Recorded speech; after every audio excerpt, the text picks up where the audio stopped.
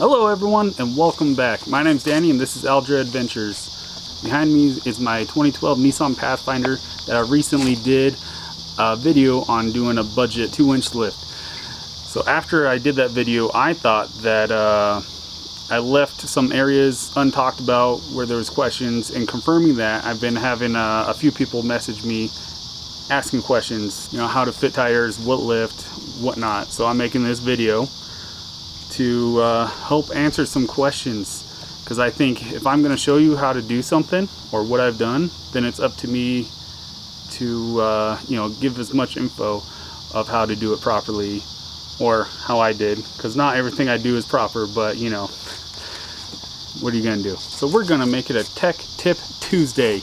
No Tech Tuesday. All right, how about a 2-minute Tuesday? No, nobody can stick to 2-minute Tuesday. And you, no way you're talking for 2 minutes. Who are you? I'm the producer. What producer? I just started this channel. It's tiny. I don't need a producer. Yeah? Who are you? Adventure Man? This is my channel. And you obviously need help. I don't have to take this from you. Drama queen. Just roll that new intro you made. I worked really hard on that intro. Yeah, I bet you did.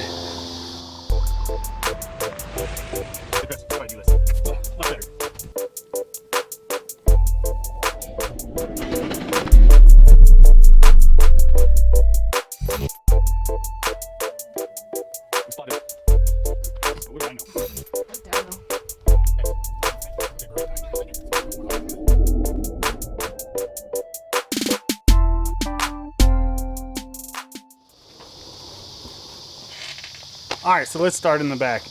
On these, what is it, 05 to 12 Nissan Pathfinders, they have subframe. You can kind of see here, the frame is up here, and then the subframe's here, holds the whole rear suspension, and the diff. So what I did, because it's easy and cheap, I got 2x2 tubing, and I drilled holes through, and got longer bolts. And I'll let you know right now that nobody carries the bolts in stock. I had to order them from the Bolt Depot online, 120 millimeter bolts. I would like them to be 130 millimeter, but the only way to get 130 millimeter was buying a package of 25, I believe. So for me, these bolts work. I would like a little bit more threads. Online, there's PRG. They have solid aluminum blocks and bolts for these. It just costs more. I paid what the bolts were about 20 bucks for 6 of them, I believe, and then the tubing, I think I said it was around $25. Thicker walls would be, I'd highly suggest that. I got 120 wall, but thicker walled tubing would be much safer. So the lifts you can do back here, stiffer springs up to 2 inches, because after 2 inches of lifting the springs, lowering the arms, your alignment goes out of adjustment in the rear. So I've seen where people have done coils and spacers to get more lift. The other thing, you can get coil spacers, but it will make the ride a little bit harsher. That's kind of like what I did in the front, putting a spacer up there. But I'll get to that in a minute. Let's see. In the back, I did take the rear sway bar off. Showed that in the video when I removed it by throwing it out. These brake lines.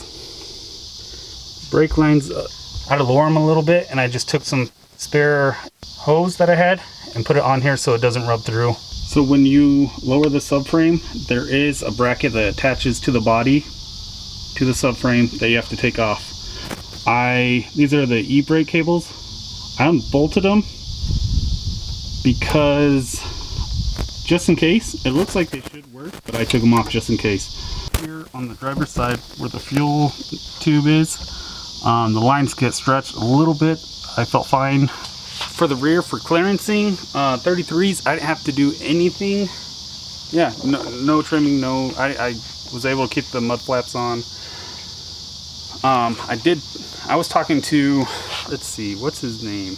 Blow By Racing, Keeping Up with the Jones. If you see this, you had a lot to do with this video. Thank you. So when he said he put his lift on, he had to take the rear mud flaps off. Yeah, so he just had to remove the rear mud flaps, but that was it for him. I didn't have to. They don't rub, they don't touch or anything. So I think that kind of covers the whole rear. Eventually I'll change the rear suspension. I don't know.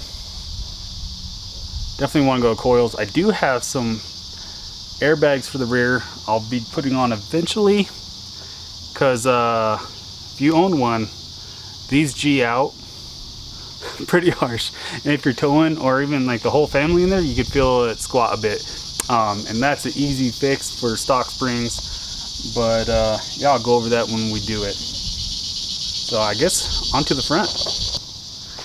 So my wheels have a -12 offset, and that's why I have so much rubbing. I'll show you everything I had to do. But BB Racing, talking to him, he didn't have to do a pinch seam mod like I did. I had to trim a little bit of the fender. I'll show you where. What else? Trim a little bit of the balance. That's no big deal. But yeah, he had nothing other than taking out the mud flaps, mud guards. So, but like I was saying, because I have -12, I believe factory is 0 offset. My wheels stick out past the fenders a little bit more, and I research on forums confirms that that's when you have to start trimming. So without taking the splash shield out, the inner fender splash shield, you can see if you can tell, I've had to do some work to push it back a lot, and that's where I trimmed a little bit of the fender off. The front, I've had to do the melt mods, pushing fender liners in. I'll pull this whole thing out. You can see it. I'll pull this whole thing out so you can kind of see what I've done.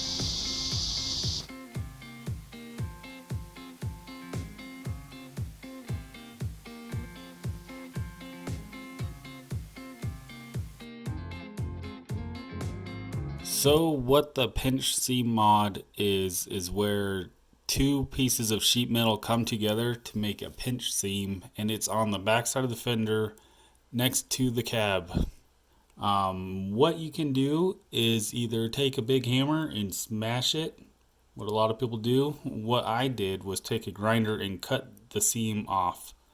After that, I highly suggest painting it, and I went as far as putting some silicone on it. So that's the pinch seam mod. Mainly the only people that have to do this are people like me with a -12 offset on their wheels that stick it out farther. Seems like everyone else with stock wheels or stock offsets, like I've said before, don't have to do this. But after you do the pinch seam mod, you do have to do a melt mod on the back fender liner to fit, to be able to clearance your tires. And I went as far as trimmed a little bit of the fender off to make even more room.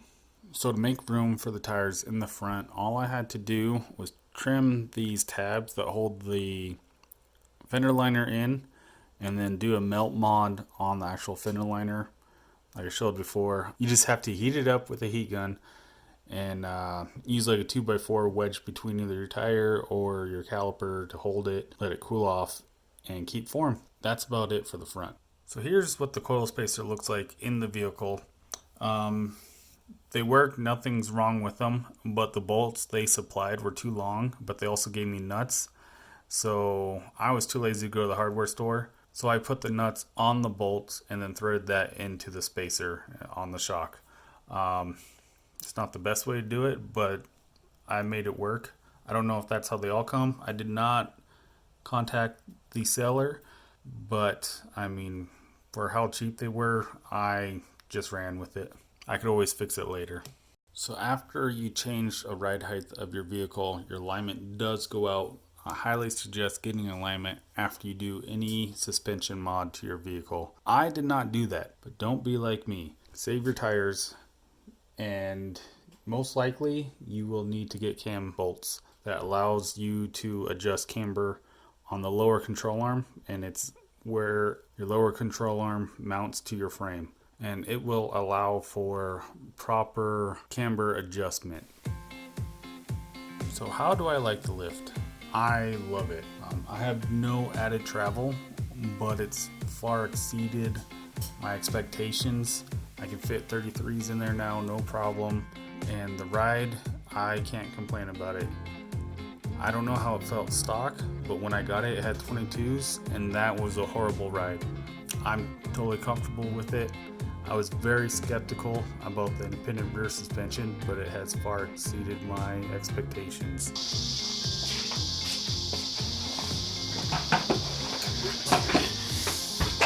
All right, there we go.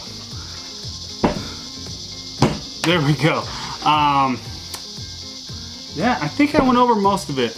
I don't doubt that I left stuff out.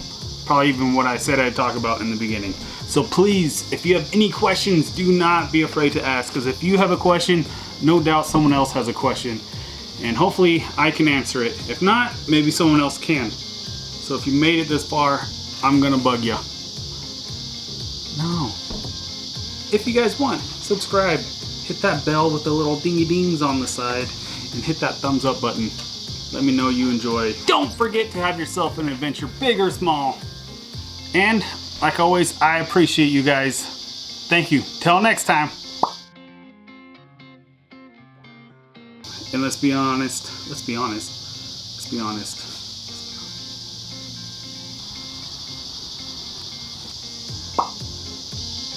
Cicadas need to stop making their noise.